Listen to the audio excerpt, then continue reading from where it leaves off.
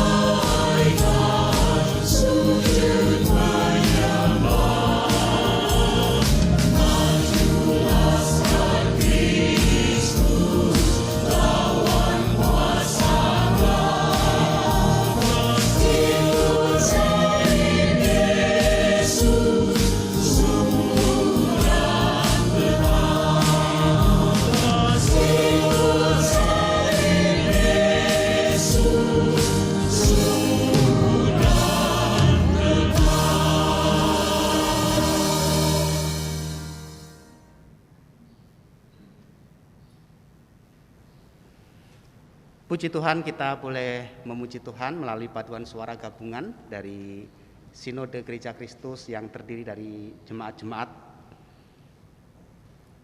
Bapak Ibu dan Saudara yang dikasihi Tuhan, kita akan membaca dan kita akan merenungkan firman Tuhan. Karena itu sebelumnya mari kita berdoa, kita memohon pimpinan dan juga bilah Roh Kudus yang menerangi hati dan pikiran kita. Mari kita berdoa.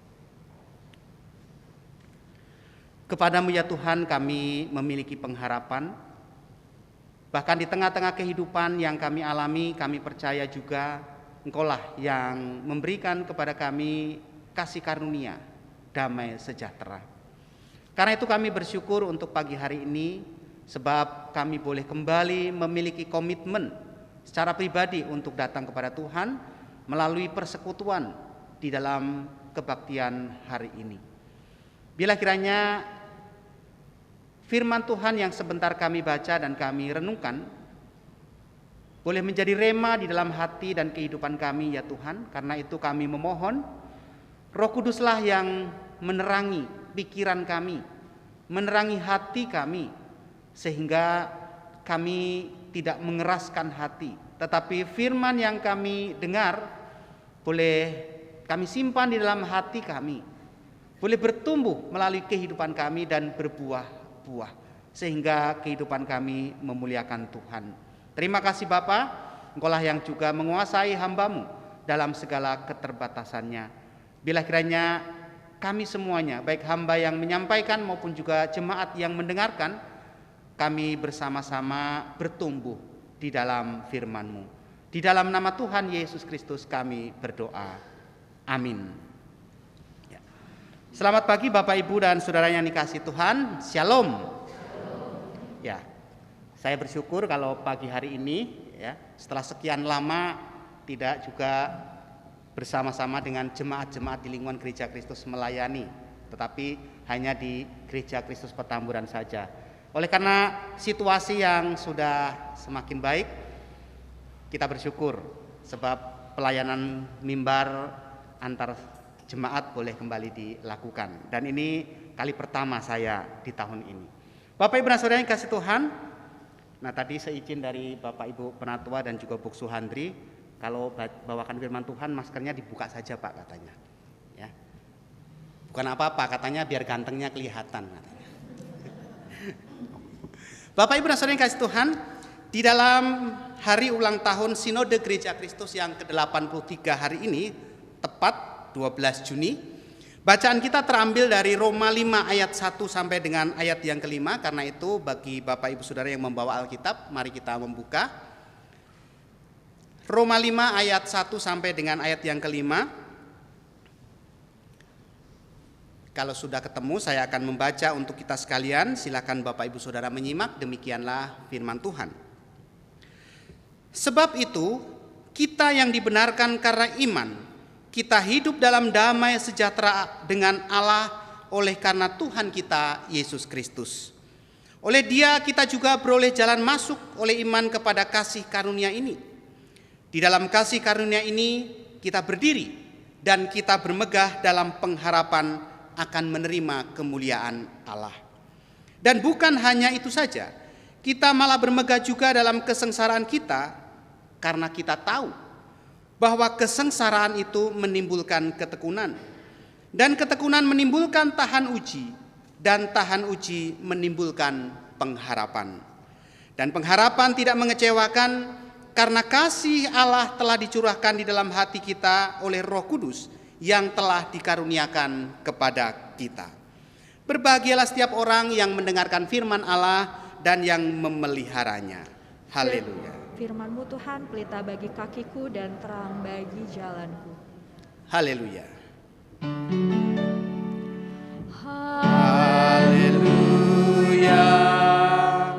Haleluya. Haleluya.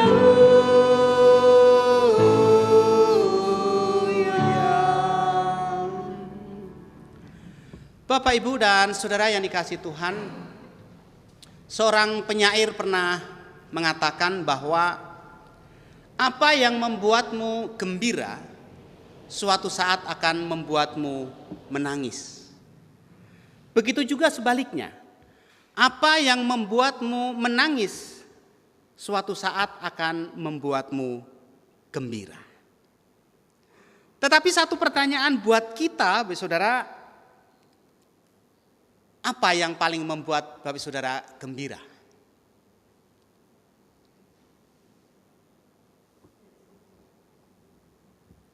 Ada yang mengatakan kalau gaji saya naik 2 kali lipat, pasti saya gembira. Tetapi kegembiraan itu hanya akan bersifat sementara. Sebab dia akan lebih gembira lagi kalau gajinya naik 2 kali lipat lagi. Tetapi yang lain juga berkata bahwa saya akan gembira buat anak-anak muda ya, kalau saya menikah. Tetapi kalau kita tanya kepada orang-orang yang sudah menikah, bisa jadi jawaban mereka, wah ternyata gembira waktu saya masih jomblo.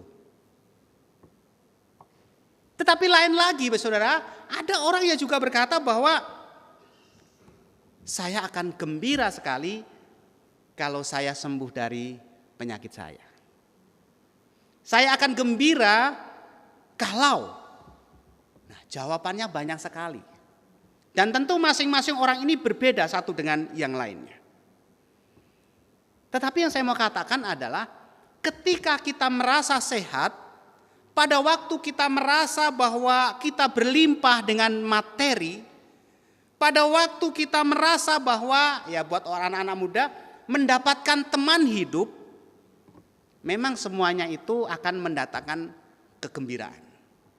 Tetapi gembira itu belum tentu mendatangkan damai sejahtera. Bapak Ibu dan Saudara yang dikasihi Tuhan, itulah sebabnya di dalam ayat yang pertama tadi Rasul Paulus mengatakan, sebab itu kita yang dibenarkan oleh iman, kita hidup dalam damai sejahtera dengan Allah. Oleh karena apa? Oleh karena Tuhan Yesus Kristus. Inilah yang hendak dikatakan oleh Rasul Paulus kepada jemaat secara khusus di Roma. Bahwa Paulus merasa gembira, Paulus merasakan hidupnya senang bukan karena dia telah memiliki kesehatan yang sempurna. Paulus merasa senang dalam hidupnya dan gembira menjalani kehidupannya bukan karena dia memiliki banyak uang. Tetapi satu alasan yang membuat Rasul Paulus gembira, sukacita, itu karena dia sudah dibenarkan oleh Allah di dalam Tuhan Yesus Kristus. Dan oleh karena dibenarkan di dalam Yesus Kristus inilah, maka Paulus merasakan ada dampak dalam kehidupannya paling tidak 2 hal. Yaitu hatinya merasa damai sejahtera dan dia memiliki pengharapan. Saya melihat bahwa ungkapan Rasul Paulus ini merupakan sebuah pemaknaan hidup yang begitu mendalam, Bapak Ibu. Mengapa? Sebab ketika orang berlomba-lomba mendapatkan apa yang bisa didapatkan dalam dunia ini, ketika manusia berlomba-lomba untuk mengumpulkan materi, ketika manusia berlomba-lomba untuk mendapatkan sesuatu untuk dirinya. Tetapi Paulus memahami tentang hidupnya bukan semata-mata itu. Mengapa? Sebab di dalam dunia ini tidak ada yang abadi. Paulus telah menemukan arti kehidupan secara esensial. Dia menemukan apa arti hidup yang sesungguhnya. Dia memiliki banyak materi, dia memiliki kesehatan yang sempurna, tetapi kalau tidak mendatangkan damai sejahtera, dan kalau kemudian hidupnya tidak memiliki pengharapan, saya mencoba untuk menebak bahwa bagi Paulus ini sia-sia. Oleh karena itu Paulus menyatakan dengan keberanian dan kesungguhan di dalam iman bahwa karena aku sudah dibenarkan oleh Kristus Yesus, maka itulah yang akan membuat hidupku damai sejahtera. Dan ternyata benar, Bapak Saudara. Kita lihat berapa banyak ya, cerita maupun juga berita yang kita lihat, wah dia hidupnya secara materi berlimpah. Dia hidupnya sehat, bisa pergi kemana-mana. Tapi hatinya kosong. Tapi hatinya hampa. Tidak merasakan, tidak memiliki apa yang dinamakan dengan damai sejahtera. Tetapi itu juga bukan hal yang mudah, saudara. Mengapa? Sebab ternyata di dalam kehidupan ini, kenyataannya selama kita menjalani kehidupan di dunia ini, kita tidak akan lepas dari apa yang namanya berbagai macam masalah pergumulan, atau lebih kerasnya adalah kita mengalami penderitaan. Silih berganti bentuk pergumulan dan juga masalah dalam hidup bisa saja kita jalani, bisa saja kita hadapi. Masalah yang satu belum selesai, datang masalah yang lain. Pergumulan yang satu belum teratasi, muncul datang pergumulan yang lain. Tapi itulah kenyataan kehidupan manusia selama masih ada dalam dunia ini. Dan ini harus menjadi sebuah pemahaman yang mendasar juga dalam kehidupan kita. Mengapa? Sebab dengan mengetahui bahwa memang realitasnya seperti itu, kenyataan hidup memang seperti itu, sehingga kita bisa tahu bahwa ternyata yang namanya masalah, pergumulan atau yang namanya penderitaan itu bukan hanya dialami oleh segelintir orang. Yang namanya masalah ternyata bukan hanya kita saja yang menghadapi. Tetapi hampir semua orang, bahkan saya mengatakan semua orang memiliki masalah, memiliki pergumulan, ataupun mereka juga merasakan yang namanya penderitaan. Dan ternyata penderitaan ini tidak mengenal status sosial. Penderitaan ini tidak mengenal yang namanya kaya atau miskin. Penderitaan ini tidak mengenal artinya baik yang tinggal di kota maupun desa. Semua orang dimanapun tempat, dalam keadaan dan kondisi situasi apapun bisa mengalami yang namanya penderitaan. Bapak, Ibu dan Saudara yang kasih Tuhan, di dalam menghadapi berbagai macam pergumulan, masalah ataupun tantangan dalam kehidupan kita, kita hendak diingatkan oleh firman Tuhan tentang bagaimana cara pandang kita menghadapi penderitaan. Karena itu kalau kita membaca tulisan Paulus juga kepada jemaat di Roma di dalam pasal 6 ayat yang keempat, di sana ditekankan bahwa kita telah dikuburkan bersama dengan Kristus. Tetapi kita juga telah dibangkitkan bersama dengan Kristus. Artinya adalah kasih Tuhan yang begitu besar telah dinyatakan di dalam kehidupan kita. Yesus memberikan dirinya untuk keselamatan kita. Dengan demikian Bapak Saudara, kita bersama dengan Kristus dalam penderitaan yang kita alami, sehingga tidak ada lagi rasa takut, rasa khawatir, bahkan juga tidak ada kebimbangan ketika kita sedang mengalami masalah. Itu juga yang diungkapkan oleh Mazmur Daud di dalam pasal yang ke-23. Ketika Daud mengatakan bahwa aku sedang berjalan di lembah kekelaman, tetapi aku tidak takut, sebab Tuhan menyertai. Yang menarik dari ungkapan Daud adalah bahwa ketika dia sedang mengalami penderitaan, pada saat dia sedang mengalami masalah, dia memahami bahwa saya tidak sedang diam. Saya tidak sedang stuck di situ. Saya tidak berhenti di dalam pergumulan. Tetapi Daud dengan mengatakan berjalan. Saudara perhatikan. Di dalam lembah kekelaman itu Daud berjalan karena percaya Tuhan yang menyertai. Tuhan menolong dia untuk menemukan satu titik terang. Tuhan menolong dia, menuntun dia untuk mencapai jalan keluar. Sehingga Daud katakan, aku tidak takut. Meskipun aku berjalan di dalam lembah kekelaman, sebab Tuhan menyertai aku. Ungkapan ini yang saya yakin juga dimaknai dan dipahami dalam kehidupan Rasul Paulus ketika dia menuliskan surat ini. Bapak, Ibu dan Saudara yang kasih Tuhan, itu sebabnya Paulus di dalam ayat yang ketiga dia mengatakan, kita malah bermegah juga dalam kesengsaraan. Bukankah kalau kita lihat sepenggal kalimat dalam ayat ini, mungkin orang yang tidak mengenal tentang iman Kristen mereka katakan, ini ungkapan orang gila ini. Ini ungkapan orang yang sakit jiwa. Bagaimana kita bermegah malah dalam kesengsaraan. Sikap orang beriman menghadapi penderitaan bukan dengan rasa takut. Sikap orang percaya dalam menghadapi pergumulan bukan dengan kebimbangan atau dengan kekhawatiran, tetapi sebaliknya justru bermegah karena penderitaan itu adalah bagian dari persekutuan kita dengan Tuhan. Karena itu di dalam 2 Korintus 4 ayat 17 dikatakan, lebih dalam lagi. Apa yang dikatakan oleh Paulus? Sebab penderitaan ringan yang sekarang ini mengerjakan bagi kami kemuliaan kekal yang melebihi segala-galanya. Jauh lebih besar dari penderitaan kami. Jelas ditegaskan pada kita bahwa jauh lebih besar upah yang akan kita terima dalam ketaatan kita, dalam kesetiaan kita.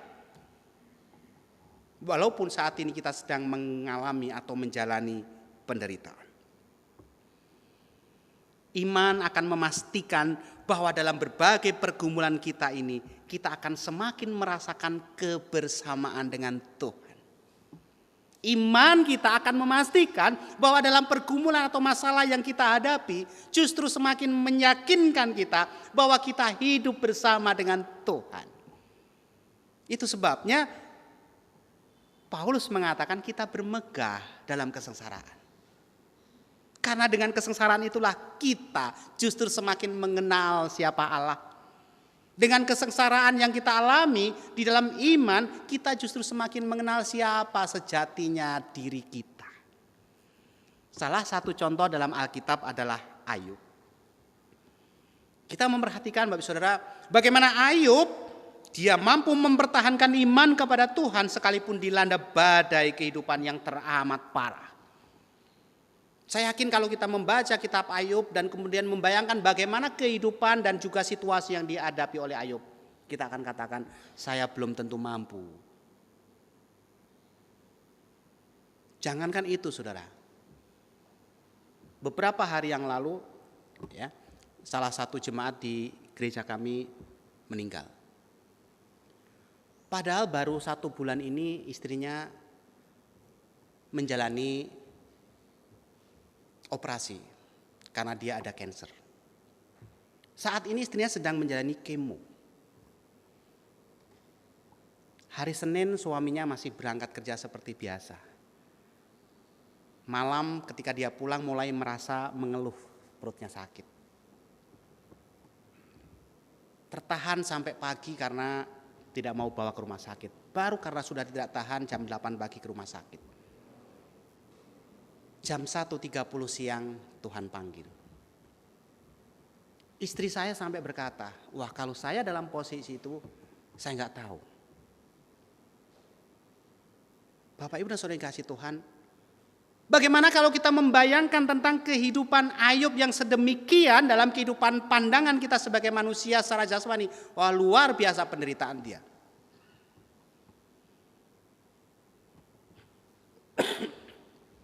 Tetapi Daud mampu mempertahankan imannya kepada Tuhan. Karena itu Ayub juga menjadi salah satu tokoh dalam Alkitab yang bisa kita jadikan teladan untuk tetap bertahan di tengah badai kehidupan. Bagaimana Ayub mengimani bahwa tangan Tuhan selalu menopang kehidupan dia. Sehingga dia mampu bertahan dan kemudian keluar dari badai yang dia alami. Itulah juga persamaan dengan ungkapan yang disampaikan oleh Daud tadi. Aku berjalan dalam lembah kekelaman. Aku tidak takut sebab Tuhan menyertai aku. Bapak Saudara, kalau kita melihat bagian ini ternyata penderitaan itu juga berguna bagi jiwa kita. Karena penderitaan itu bisa menyingkapkan hal-hal tersembunyi dalam diri kita. Penderitaan yang kita alami bisa menyingkapkan hal-hal tentang Allah yang mungkin selama ini kita tidak kenal. Penderitaan juga bisa membuat kita jujur untuk menilai siapa diri saya. Penderitaan juga membuat kita jujur tentang seberapa kualitas iman saya kepada Tuhan. Kita jadi mengenal diri sendiri yang mungkin dulu betul belum kita kenal sendiri. Penderitaan juga menolong kita untuk melihat Allah yang mungkin selama ini kita tidak lihat bagaimana kasih dan juga pemeliharaan Allah. Itu juga yang dialami oleh Yesus. Bukankah Yesus menjadi sangat hina? Bukankah Yesus juga mengalami penderitaan yang luar biasa? Tetapi di balik mana penderitaan itu, saudara, Kristus yang menjadi manusia, menjadi sama seperti kita, menjadi pusat perenungan dalam kehidupan kita. Yesus yang adalah Allah tetapi juga mengalami penderitaan sebagai manusia demi untuk mengasihi kita. Untuk menunjukkan bagaimana Yesus taat dan setia kepada Bapaknya. Oleh sebab itu, orang percaya dalam menghadapi penderitaan itu akan mengalami proses. Seperti dikatakan di dalam ayat yang ketiga sampai dengan ayat yang kelima. Bagaimana kita bisa bermegah, saudara? Ternyata kalau kita perhatikan di sini, pengharapan itu bukan produk awal dalam kehidupan kita sebagai orang percaya. Tetapi pengharapan itu merupakan buah dari proses yang kita alami. Yaitu yang pertama adalah kesengsaraan sebagaimana tadi Paulus katakan. Kita memperhatikan di sini bahwa pengharapan itu sekali lagi adalah hasil akhir dari sebuah proses kehidupan yang kita alami. Dia lahir dari berbagai tekanan dan berbagai macam persoalan yang dikatakan sebagai kesengsaraan. Dan dalam berbagai macam tekanan yang namanya kesengsaraan, ketika kita terus tekun dalam kehidupan kita, ini akan membuat kita semakin tekun kesengsaraan kita. Bukankah ketika kita merasakan masalah kemudian kita merasakan bahwa aduh Tuhan, betapa saya membutuhkan Engkau. Tuhan, saya sadar bahwa saya begitu lemah. Tuhan, saya sadar bahwa tidak ada satupun manusia yang bisa saya andalkan selain daripada Engkau. Kemudian kita tekun berdoa, kita tekun membaca Alkitab, kita tekun bagaimana menyaksikan kesetiaan dan juga kasih Allah dalam kehidupan kita. Oleh karena kesengsaraan yang kita alami. Kemudian dari ketekunan itulah membuat kita menjadi tahan uji. Mengapa? Sebab kita tahu kita tidak sendirian. Kita tahu bahwa Allah yang menyertai dan juga menolong kita. Sehingga dengan berbagai macam penderitaan atau masalah yang kita hadapi, kita katakan aku tidak sendirian.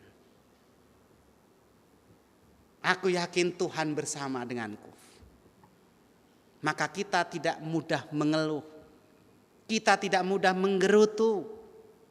Kita tidak mudah menyalahkan keadaan, menyalahkan orang lain apalagi menyalahkan Tuhan. Tetapi kita menjadi orang yang tahan uji. Dari ketahanan yang kita bentuk dan juga kita bangun di dalam Kristus itulah.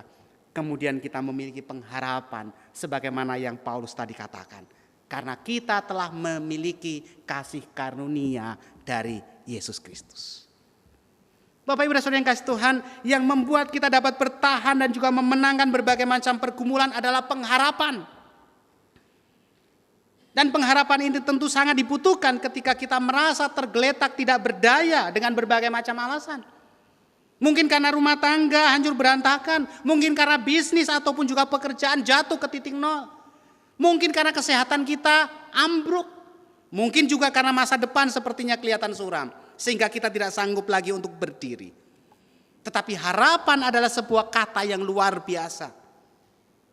Kita tuliskan dalam pikiran kita selamanya. Sebab harapan adalah kata yang memberikan kepada kita pencerahan. Harapan adalah sebuah kata yang membuat hidup kita bersinar dan juga gemerlap. Harapan membuat kita melihat masa depan. Harapan menjadikan kita berani dan juga memiliki kepercayaan diri lagi di dalam Tuhan. Harapan membuat kita memiliki hari esok. Harapan membuat kita mampu keluar dari situasi dan kondisi yang mungkin saat ini mengurung kehidupan kita. Pengharapan di dalam Tuhan tidak pernah mengecewakan. Itulah yang diungkapkan di dalam ayat yang kelima. Paulus katakan bahwa dan pengharapan tidak mengecewakan karena kasih Allah telah dicurahkan di dalam hati kita oleh Roh Kudus yang telah dikaruniakan kepada kita. Seperti pagi dan petang datang silih berganti, begitu juga yang namanya masalah, kelegaan, masa-masa sulit, masa-masa indah. Semuanya itu bergantian datang dan pergi dalam kehidupan kita. Tetapi kita percaya bahwa dalam pengharapan selalu ada terang setelah gelap. Selalu ada pelangi sehabis hujan. Dan selalu ada cerahnya cuaca setelah badai menerpa. Selalu ada tawa dan kegembiraan setelah kita menangis. Bapak Saudara, itulah pengharapan. Karena itu jika kita merasa bahwa hidup kita ini saat ini masalahnya sebesar kapal. Tapi percayalah, kasih karunia dan juga hikmat yang Allah berikan kepada kita ini seluas samudra. Sebesar apapun masalah kita, tetapi lebih luas, lebih besar lagi hikmat yang Allah berikan kepada kita. Itulah juga tantangan dan juga pergumulan Sinode Gereja Kristus. Yang hari ini 83 tahun yang lalu Tuhan izinkan berada di tengah-tengah dunia. Bukan berarti Sinode Gereja Kristus tidak ada masalah.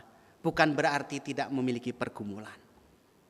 Dan kita ini adalah bagian di dalamnya dari Sinode Gereja Kristus. Tetapi saya meyakini dan saya percaya Bapak Saudara bahwa di dalam pengharapan akan pemeliharaan Tuhan, Sinode Gereja Kristus juga akan tetap menjadi kemuliaan bagi Tuhan melalui kehidupan kita pribadi demi pribadi. Sinode Gereja Kristus akan memancarkan terang Tuhan melalui kehidupan kita masing-masing. Sehingga paling tidak kalau orang ditanya, Bapak Ibu berjemaat di mana? Gereja Kristus yang ada di Jalan Siliwangi. Ketemu lagi misalnya di suatu tempat, Bapak di mana? Oh, saya di Gereja Kristus Jemaat Petamburan. Oh, ternyata kita satu sinode. Ketika kita pulang kita bisa merasakan, iya ya, tadi ketemu jemaat di Gereja Kristus Bogor, luar biasa kesaksian hidupnya. Luar biasa bagaimana kekuatan iman yang dialami di tengah-tengah pergumulannya. Ini juga bagian kecil dari kesaksian Sinode Gereja Kristus, yaitu melalui kehidupan kita pribadi demi pribadi. Bapak, Ibu, dan Saudara yang kasih Tuhan, sekali lagi bahwa tantangan dalam kehidupan kita ini tidak akan pernah terhenti. Tetapi bukan berarti tidak ada jalan keluar dalam Kristus. Begitu juga Sinode Gereja Kristus. Bukan berarti tidak memiliki pergumulan, tetapi saya percaya bahwa di dalam pengharapan, di dalam kasih dan juga penyertaan Tuhan, Sinode Gereja Kristus dan juga yang terwujud melalui Sinode gereja-gereja lokal seperti Gereja Kristus Bogor akan tetap menjadi kemuliaan bagi Tuhan. Akan menjadi berkat bagi lingkungan di tengah-tengah dunia ini. Akan menjadi berkat, orang tahu ke Bogor, oh Gereja Kristus Bogor. Karena itu apapun yang kita alami hari ini, apapun itu, penderitaan yang sebesar apapun, tantangan, pergumulan, bahkan mungkin kita melihat masa depan kita masih suram, oleh karena kita tidak tahu apa yang akan terjadi hari esok. Tetaplah memiliki pengharapan di dalam Tuhan. Tuhan Yesus memberkati. Amin.